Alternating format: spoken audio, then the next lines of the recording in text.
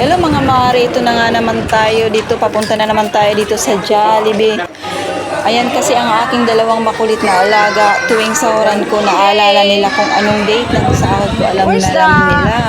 So kanina hindi sila mapakali. Tinanong ako kaagad nila kung ano daw yung, kung anong petsa ngayon. Sabi ko, ano ganito ganito. Tiningnan nila sa cellphone. So anong date na nga ngayon? 31.